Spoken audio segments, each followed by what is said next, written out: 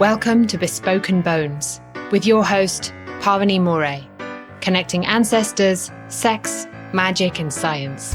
Pavini explores transpersonal tools for erotic wellness every new and full moon, engaging educators, healers, spiritual leaders, and scientists in revolutionary dialogue.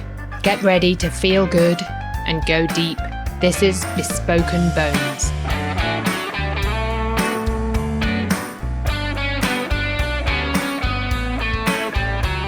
Hey, welcome to Bespoken Bones, ancestors at the crossroads of sex, magic, and science. We're healing trauma, we're connecting with our roots, and we are developing radiant, erotic wellness in past, present, and future generations. I'm your host, Pavini Moray, and today it's a delight to reintroduce you to Seth Eisen. Seth is a San Francisco-based artist who creates a hybrid of live performance and visual media as a vehicle to broaden human perspectives and affect social change. And he founded Eisen Presents, which is a theater company promoting social change by linking queer history and aesthetics to contemporary queer culture. And the company's productions have focused on recovering the lost history of queer ancestors whose lives have been erased from the historical record. And Eisen creates live theater that protects and promotes the LGBTQ history through rigorous research, transdisciplinary performance, and community-building events in San Francisco that unearth and elevate queer ancestors, illuminating the life stories of unsung queer heroes. And the organization artistically recaptures these stories and traditions to create a lasting body of evidence and disseminate these vital legacies for future generations. And for more information, you can visit their website, which is eisen.org. I'll spell it. It's EYEZEN.org. And of course, Seth's work is right up our alley here on Bespoken Bones about queer ancestors. So Seth, it's so fun to have you back on the show. Welcome back. Thank you so much for having me back. Such an honor. Yeah, it's great. We're going to talk about your show in a little bit, but I wanted to dive in with you on some stuff that we touched on a little bit the last time you were on Bespoken Bones, which is about magic and ritual. And you were touching a little bit on the role of queer and trans folks as it relates to magic and those ones who walk between the worlds and the liminal realms and all that. So I just wonder if you could speak a little bit about maybe how you hold that as a queer person. How do you hold the role of queerness in your magic? Thank you for the question. It's so many images come when you say the question, because I think it's the spiritual side, the magic side is, I think, the part that often gets lost, in this work that we do. And a lot of it has to do with, connecting with people who are living, but it's also connecting with, figuring out how do we connect with our ancestors who are no longer here, and how does that happen? I love that we started with a prayer, you and I, today, and just kind of focusing the space and seeing what's there and what arises when you ask me the question and bring up the idea of ritual. Is something that happened this week in a kind of a jolt, this kind of riveting moment that happened for me and my production manager, Jet Kazo. And I'll tell you, I'll be brief, but I just want to start with this story, which I feel is so special, that the interview that we did last year about this project Out of Sight, which, brings these histories to the streets in San Francisco, connecting the histories that are mostly unknown or uncovered, by us or recently through other historians. And the idea is really to bring the spirit of them, to life on the street. And I feel like last year when we spoke, there was something that that really helped me reconnect to the purpose and the kind of core, stake in this project for me, which is the spiritual connection, the magical connection, the lineage that comes to me through queer ancestors, and that I feel connected to both from, doing Naraya dances, going to fairy gatherings, and gatherings where I feel like I'm, with my queer family. And I've had the great opportunity this past couple years to be with a more international group of fairies and practicing magic and just being in the spirit of fairy magic, and is just like a kind of coming home. And so there was something really special that happened on our last interview, which was that I felt that I hadn't really been asked those questions by anyone else. And when I listened back to it and other people mentioned it to me, I was like, wow, it's funny that, in in our writing press releases and our trying to get the word out, it's sort of like the spiritual side kind of gets lost, even though on a personal level, it's really very core. And it's really special that our current production manager, Jet Kezo, found us through this podcast, which was just like, okay, let's just start with that magic right there. And kind of like, called me up and just was like, they were like, hey, I read about this project and it seems so amazing, and how can I be involved? And we, started there, and it's been really special this round, working with them, and also knowing that we have this connection, the spiritual connection, to our queer ancestors.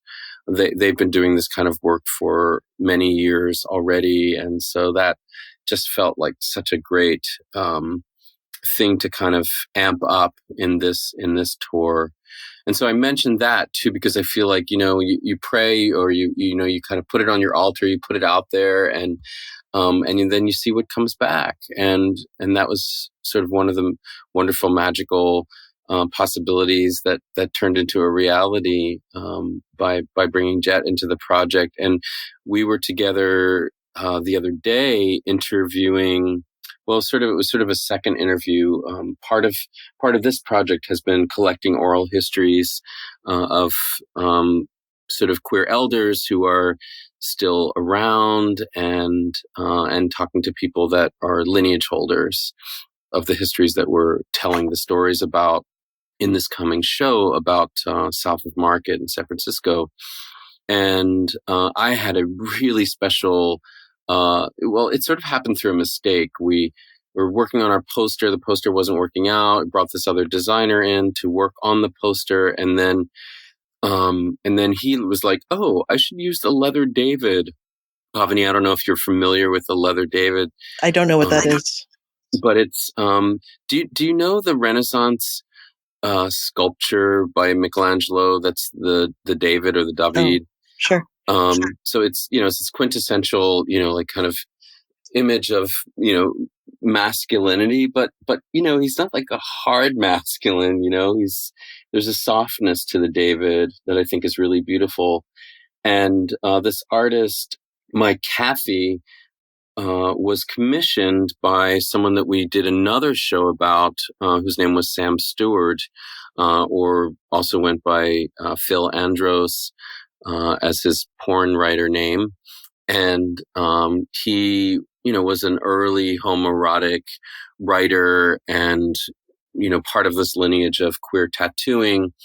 And back in the 60s, he connected with Mike Caffey, who was living in San Francisco and was part of this whole scene in South of Market of different artists that were creating, art and community around bars and clubs, and, looking for ways to be queer and be out and be legal in public, and, without sexuality. And anyway, Sam Stewart commissioned Mike Caffey after seeing Mike's picture of George Washington in a leather jacket was like, hey, maybe you could, make this sculpture for me. So what Mike did was he took the David from Michelangelo and he kind of like broke off an arm. He put a leather jacket on him and jeans, and he gave him kind of like a bigger crotch and a hand in a pocket, and gave him a kind of cruiser look to him. And it became this kind of iconic symbol of the leather community for that period in the 60s and 70s. And or I should say, probably it was late 60s, early 70s. I don't have the exact date on it, but so that was a beautiful connection between our queer ancestor Sam Stewart, who also went by Phil Andros or Phil Raven as his tattoo artist name, and this new history that we're connecting to through Mike Caffey. So we got to use this image of the leather David on our poster. This designer was like, well, why don't we put that in there? Because it's kind of reminiscent of that era. And I was like, well, I'm not going to do that without asking the artist. So I found out how to connect with him, and he's in his late 70s and was like, yeah, you absolutely use it. And why don't you come talk to me? And so it was like, he kind of invited me to come over and just have a conversation with him. And so that just began this really beautiful exchange with us. And, and he really got to sort of tap me into a lot of these histories we've been researching for the past year. And then I got to bring Jet back with me this past week. And when we left that moment where we had all of these sort of this recognition that was happening, it was like, right, we're all part of the same family. Like, it was like this weird coming home. Like, Jet and I didn't even realize, like, why are we going again? Oh, right, I'm going to give him a T-shirt and I'm going to give him this poster because I want him to have it because his art is on it. And then when we got there, we were like, right, this is why we're here, is because, this is an oral history, and he's sort of passing on these histories to us, and we're very much like-minded. He's an artist also, and very spirited. And so it was a beautiful kind of reckoning. And at the end, Jet and I left his place and we just kind of teared up and hugged. And it was just like this is why we're doing the project. Yeah, I love that story. I think it really touches on the themes of queer eldership, of lineage transmission, of how our magic works, how the queer magic works. It's like the actual how-to of it, right, is in these interesting kinds of connections. And I just wanted to add a little bit, if I may, to the story you shared about Jet, because Jet actually wrote to me and said, "Oh, this is I was speaking with a friend of yours, Stella, and Stella turned me on to this article, and this article led me to this film, and the film led me to your podcast with Seth Eisen, and then I listened to the podcast, and then I went to Seth's website, and then they were hiring, and then I moved to San Francisco, and I got this job, and now I'm working." And I think that lineage of like the queer ancestors speaking through us, right? Of like how the magic happens is really an important, I guess it's important to see it because it can be so ephemeral, and it can, we can feel so put upon and so oppressed and not see how the magic works. So I think it's really important, these stories. And also just like, I've gotten a lot of these stories about Bespoken Bones of different kinds of connections that people have made. I'm waiting for someone to like fall in love because of the podcast. But, I do think it's really important. And, I just want to talk to you a little bit about how you pick up on these messages. Like, how do you actually, when you listen to your ancestors or when you tune into them, or like, how does the information come? How do you discern that it's from them? How do you absorb it? Like, yeah, just all that. Well, that's a very full question. I think it's lots of different ways. Thank you for that little ending of your story, because it's just kind of completes the circle. I think it's a kind of conjuring. I mean, that's why I wanted to bring up the thing with Jet, because knowing that Jet came to us and to the project through this show and through this desire to connect more with spirit is just so meaningful. So it's like, I know that we have that connection in common. So it's just part of my everyday life, and part of the work that I'm doing is connecting with my lineage. And I think it's just been my deep desire since I was a very young artist, I think always, to sort of feel mentored, feel like there's, like I can look in the world and see myself or people like me reflected. It gives me more permission and more freedom. So I think part of my life's work has been to find innovative ways to bring those histories to life. And I feel like I've touched on it in this project, just by trying to learn what a neighborhood is about and how it's made and how our voices have been erased. I mean, it's important to sort of know that. And I think, so it's, to answer the question, I think there's a lot of ways. I mean, some regular practices are just like praying or putting their names on my altar and asking them questions, and then holding space for answers or responses, rather, not answers. And I think it happens. That's why that story with Jet was so special, and meeting with Mike, because it was like we kind of came back to the core reason that I feel like we were both drawn to work together on this project, and it's kind of where the joy happens.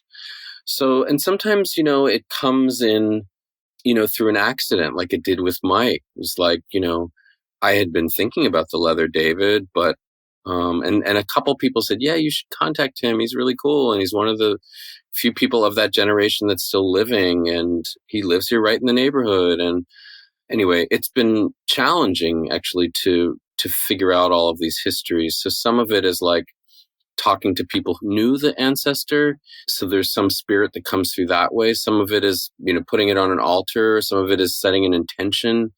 Some of it is just paying attention. There's another story I want to just tell about, like, how a recent queer ancestor, kind of came into play in this project. Sorry, I was just grabbing this magazine. So Jed and I were out, kind of hunting for locations for this upcoming project. And this I'm going to use as a segue into the next thing I want to talk about two-spirit histories and how those are lost, and how they're being refound and how we're connecting with them through this project. But so Jet and I were just like, scouting locations in South of Market, and I've been reading and I've been doing interviews. I've conducted about 10 oral histories from people who were, either living in the neighborhood or working in the neighborhood, talking to historians, going into archives, really mining, people's stories and articles and what's written, as well as, hearing lectures about, people who are authorities on the subjects that we're bringing up. And anyway, so we're like, walking around the neighborhood and just trying to feel things. So that's like another way to connect. And we came upon this garden, and I was showing Jet this garden, and I was going, yeah, this is this garden. It's on Langton Street. It's between Howard and Folsom, and between 7th and 8th.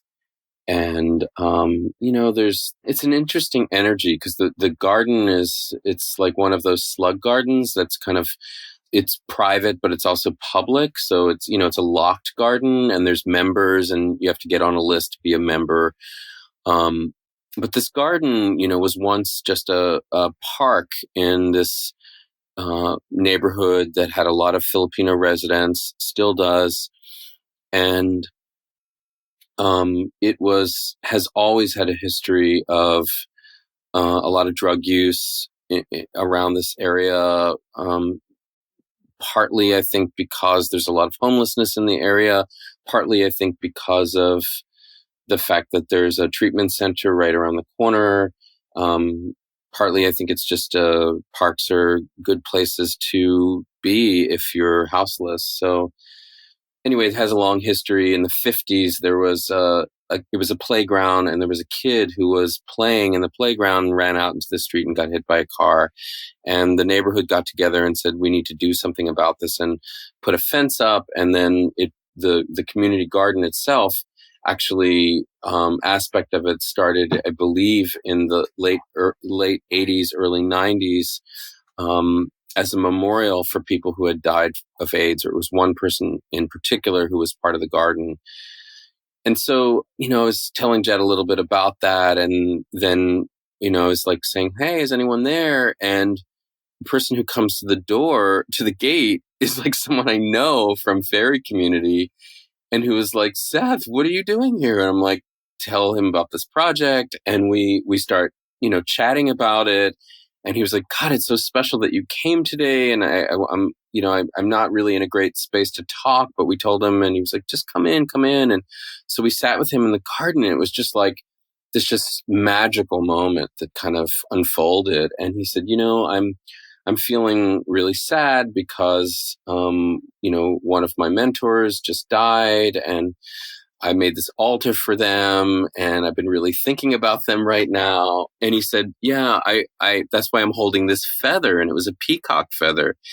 And he's like, it's just so wonderful that you're here. And he like hugged us. Dad is looking at me like, who is this guy? And, cause like this was my sort of first experience, of kind of having this kind of spiritual moment together, you could say. Because it's just like reminded me of the old San Francisco, where you would just like kind of run into people, and there's like this magical unfolding of like, people and conversation and speaking to the living and speaking to the dead, and it's all happening at once.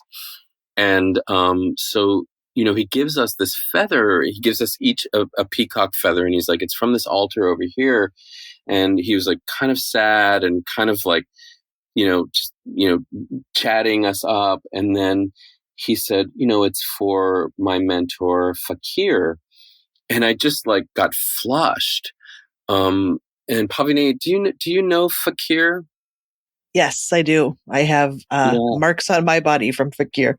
So what was amazing was that Rob, who is the person we were talking about, was also mentored, by Fakir and his wife, Carla, for many years in, BDSM community, and had all these stories to tell.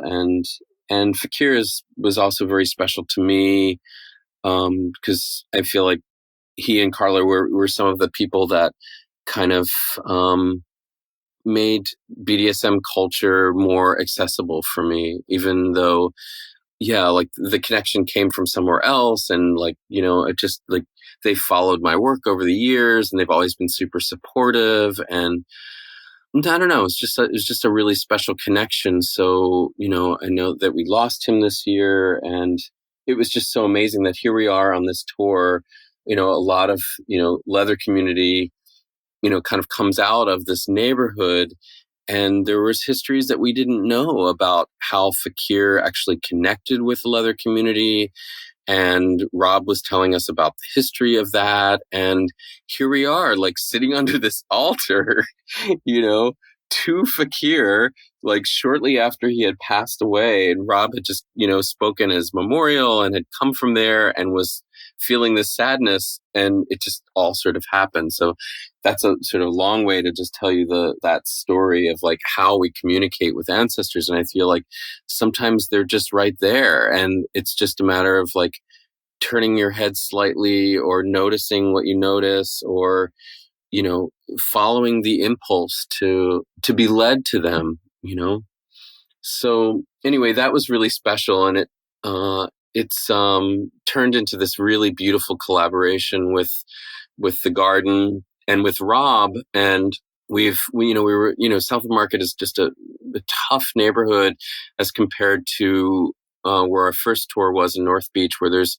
all these lovely little alleys and really special places. Not that South Market doesn't have that, but it's just grittier, and it's so much about the built space and buildings and lofts and cement and tons of traffic everywhere. And so it's a different neighborhood, and we were like looking for somewhere where we could begin this project, or begin the tour.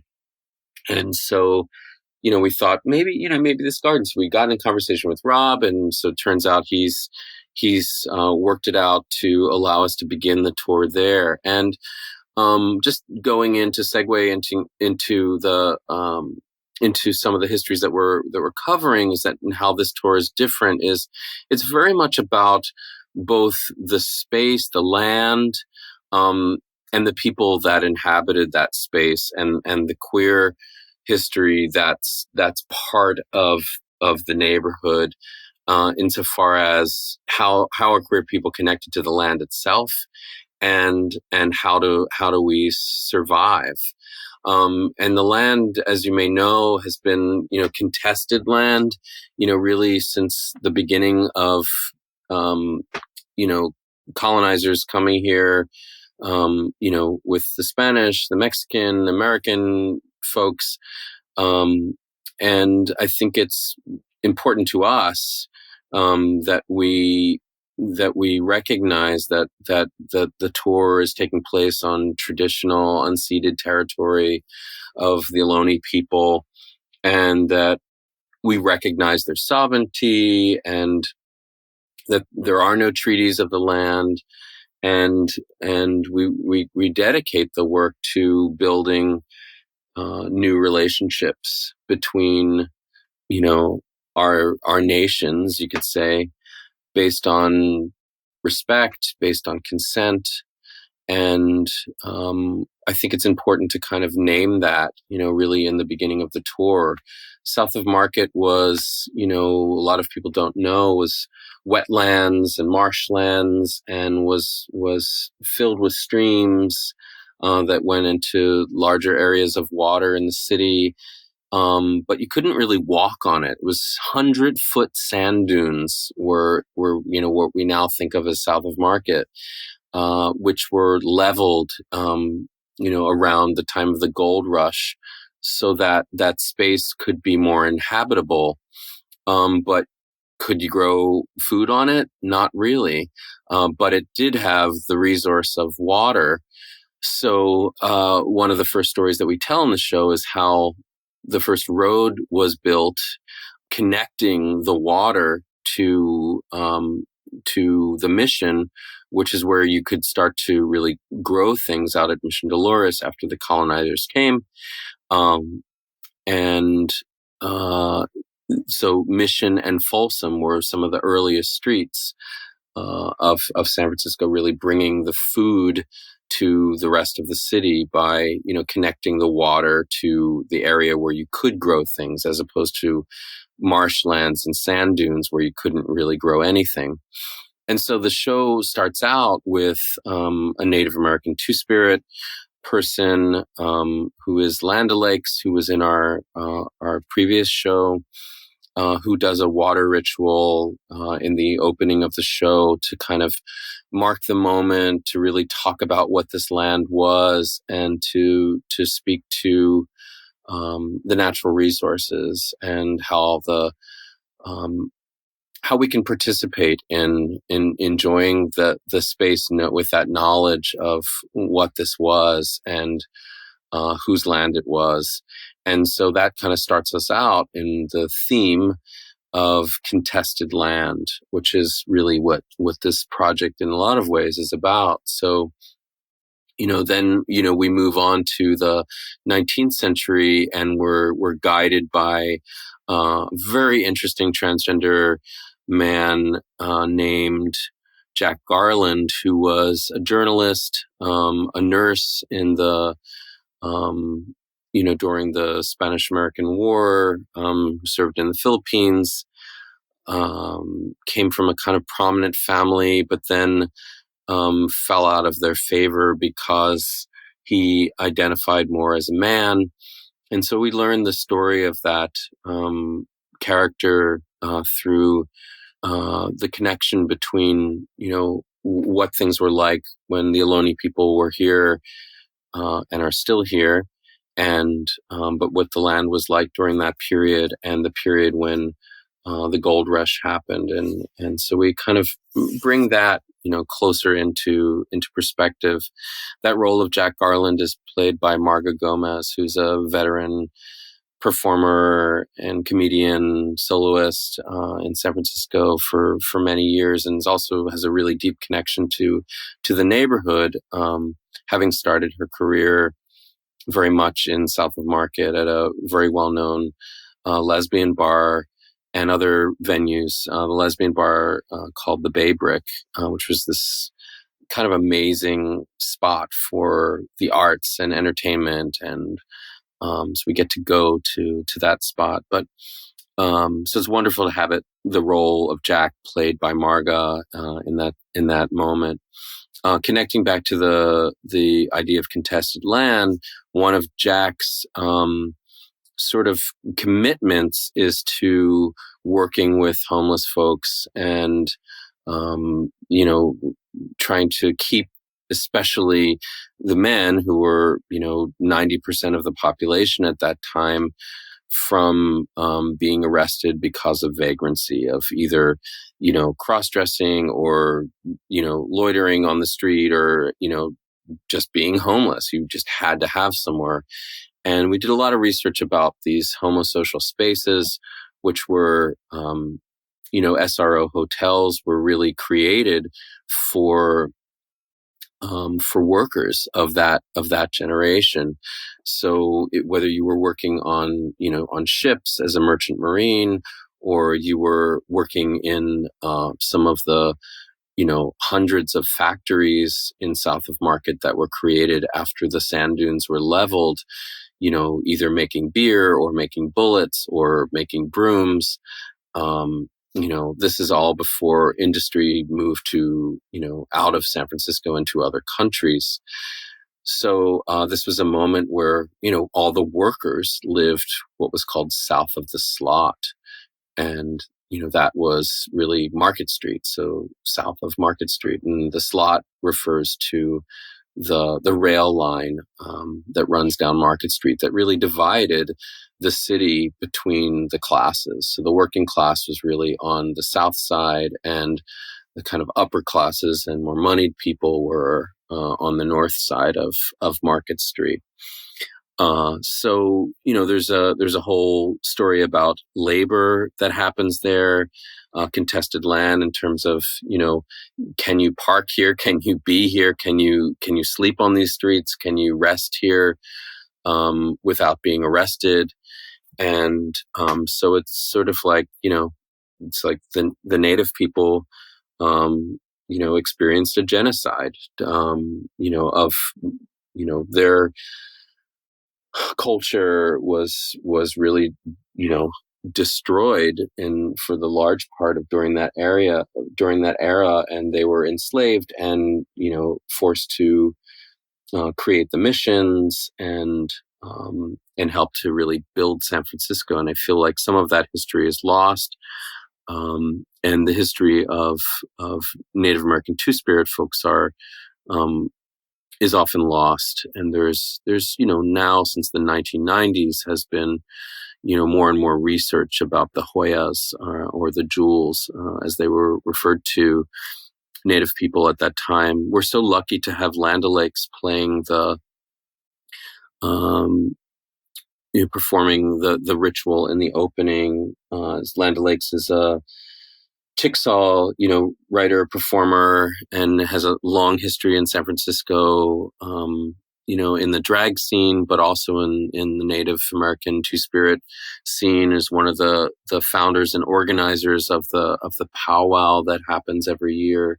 So we're very blessed to be working with Landa on this project, and So that's some of the ways that we've connected with spirit, at least in terms of the older histories that go way further back. Thank you, Seth. I feel like you are one of the people who is, I mean, you're a story bearer, right? You're really holding this radical spirit of the land that is now San Francisco, the people that have lived here through the generations. And when I think about ancestral healing, what I think about is justice. And I think about stories that have been obfuscated through time, being acknowledged, harm that's been done being acknowledged. I don't know that it can be righted, but it can definitely be acknowledged and righted to a certain extent. And so, like, my sense is really that you're a radical artist. You have committed your work here to the city for decades. You know, you're obviously deeply steeped in the communities and cultures and histories of this land. And I have a kind of a personal question, because I know that, just like people who do magic with the help of the spirit realm, right? Like, magic makers the world over, if you want to call them shamans. It's not a word that I use, but that's kind of the intent of it, have these deep relationships with place and with the spirits of place, right? But so there's a reciprocal relationship that happens of these practices of listening, of attuning, of making offerings, really being in a dialogue with these spirits. But they're also they can be exacting, right? They can be taxing.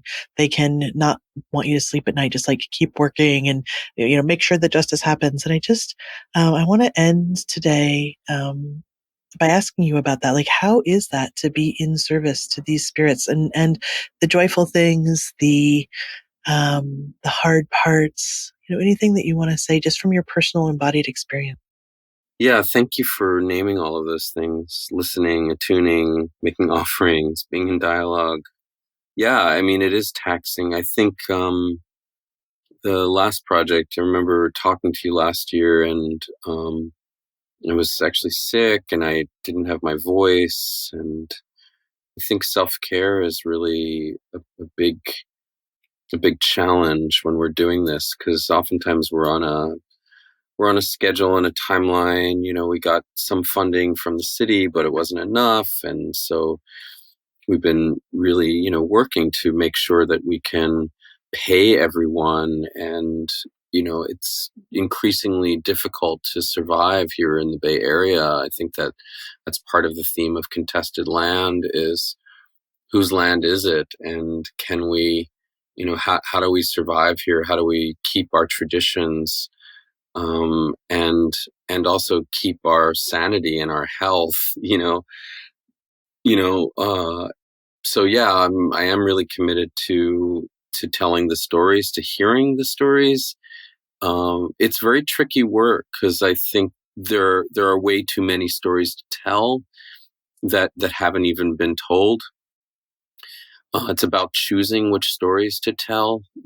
I did my best to focus on, the queer ones, but also we're not just the queer ones, where the queer ones and allies connect. There's another theme about labor in the show, where there's this out queer labor activist named Frank McCormick, who's a friend, or someone who befriends, who's part of this Marine Cooks and Stewards Union. These are the guys who used to serve on the ships, on the cruise ships that would leave from the port from the 1930s. San Francisco being, it was a big, huge shipping industry that was happening here, which connects to the 1934 general strike. So it's not, I'll say, only about queer people, but also about how we how we connect with our allies and with community. And there's this amazing African American activist, labor activist, communist, socialist, named Revels Caton, who was very connected to Frank McCormick. And this is history that I learned from reading the books and seeing lectures by Alan Barabay, who did some of this early research and was connected to the GLBT Historical Society, and the founders, and these people who were really trying to gather these stories early on. So I don't at all take credit for being some person who's unearthing these things, single-handedly by any means.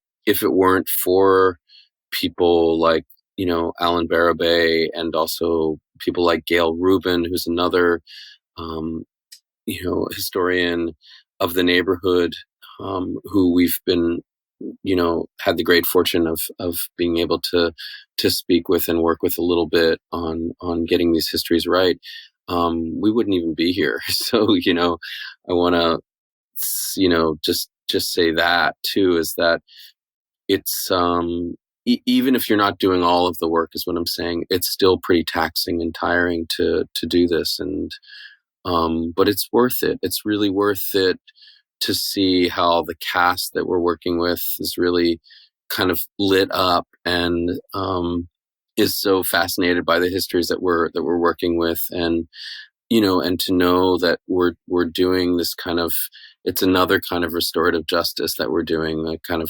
repairing our memory banks with the histories that are still living in the spaces, in hidden places and alleys, in stories in people's hearts, stories that people haven't told, stories that are unknown, and that takes work. And so, this is a trial, this June's tour, and, we're putting these stories out and together. I don't think it's ever been done like this, where the story of labor and housing is really told side by side with how queer people really participated in that. Like, not a lot of people know a lot about, or of maybe I'll say younger generations don't know a lot about the housing activism that happened in the 1970s, for all these SROs that were being knocked down because of redevelopment, and how the activists, Kathleen Connell and Michael Valerio, who were the founders of the Folsom Street Fair, were amazing, these amazing housing rights activists, and started the fair actually as a way of, being a catalyst for, for social change in the neighborhood, because AIDS was happening, people were being evicted, and it was a way to kind of bring the neighborhood together. And I feel like that's kind of at the core of what we're doing here, is really trying to not only tell these stories, but with, the development, the way it's been going, despite the fact that we now have, the city has granted the neighborhood, or named the neighborhood, a Filipino cultural district and leather and LGBTQ cultural district. And, there's the Ringgold Alley that has a lot of leather history on it. Still there, the development is kind of really, putting a lot of the histories that we're telling at risk, by, burying them in a lot of ways. I mean, there's just so much construction happening south of Market right now. And so, yeah, I'm a little tired, but I think it's worth it. And I'm excited for people to come and see the show and see how we've engaged with the spirit of the neighborhood. Yeah, thanks for that. Listening to you, I'm reminded that when I went on ancestral pilgrimage a few years ago to Scotland, one of the things that I learned there was that when the oppression and the colonization of Christianity in Rome happened there to the indigenous folks there, what they did was they encoded the stories into the land, into the natural structures that existed, like, the place names, the special sacred mountains, and then also the stones and the groves, right, were deliberately encoded with remembering, because the people saw what was happening. They saw that, there was this tide of cultural forgetting that was about to happen, cultural oppression. And I think we see that we can draw a contrast to exactly what you're saying in the construction over these historic places of these contested lands, right? And yeah, I am holding your work as sacred in that way of you are doing the same thing, albeit 2,000 years later, that these wise healers and artists and scientists and thinkers and spiritual leaders did, right? Of like taking these stories and saying, okay, this is important. And so we're going to figure out a way to, like, what's the technology that we have in order to hold this. And I'm also thinking about, like, I have a picture on my wall of a plate that was found in a sewer in London. It's in the Museum of London now, and it says, "You and I are Earth, 1661," and it's an actual enameled plate that just got tossed into the sewer at some point, after 1661 in London, and then remained there covered in shit to be unearthed by archaeologists and then brought up and into the museum. And I think about that too in what you're doing of like really placing, and I wonder if like time capsules, like how can this even be these stories that you're so tenderly capturing and not capturing, that's not the right word, curating and catching and weaving. How can they even be woven more deeply into the lands, like beneath the new pavements and into the sewers, and like where can they live until it's their moment to come back? But until then, I want to really encourage people to come and see the show, which is happening out of sight. The Soma tour is happening June 8th and 9th and June 15th and 16th. It's Saturdays at noon and at 2 p.m. and it's Sundays at 1 p.m. And folks can find out more about it on eisen.org, EYEZEN.org. And again, I'm just going to say those dates: June 8th and 9th, June 15th and 16th, Saturdays at noon and 2 p.m., Sundays at 1 p.m. I went to the out of sight North Beach edition, and just, it was amazing. And there's something about like hearing these stories in the context of the place that makes them really different. So Seth, I just want to say thank you for that, and thank you for coming on the show again. Thank you so much, Pavini. I'm excited for you to see the unfolding of this and sort of how it differs from the last one. And thank you for the last moment of what you shared. Can I say one last thing about that? Mm-hmm. It was just really beautiful. I love that how you were talking about Scotland and the UK, and being over there, and it was a sweet connection too, because one of the things that they were doing in Ringgold Alley, I don't know if you've been able to make it over there. It's one of the places that we're gonna tour in the show, and they were there are these markers there for the leather community and the history, and they used these old sidewalk curbs and turned them up on their sides to create a kind of queer Stonehenge, if you will. And anyway, that just connected to what you were saying. Is like, I love that, the histories get to remain and are sort of written or inscribed into the place, and somehow those stories are remembered. And I'm curious to see what you will think too of this upcoming show, and how it differs from the last one. Being this one, I collaborated with Carl Sonlein, who's this amazing writer and resident of South of Market, who is also an incredible tarot reader that I discovered working with him. And we did quite a few readings with the Cosmic Tribe Tarot. I don't know if you know that one, but I highly recommend it. And it's a real guiding post for us in this project. So it's been such a gift to be able to work with Carl on, he was the primary writer of the show. And I'm really excited for people to get to experience this piece, because it really is very connected to your work, Pavini, and Bespoken Bones. So thank you for the gift of being able to connect again about this. Yeah, you're welcome. And just thank you, of course, for your work. And again, folks, I've been speaking with Seth Eisen of Eisen Productions. It's EYEZEN.org.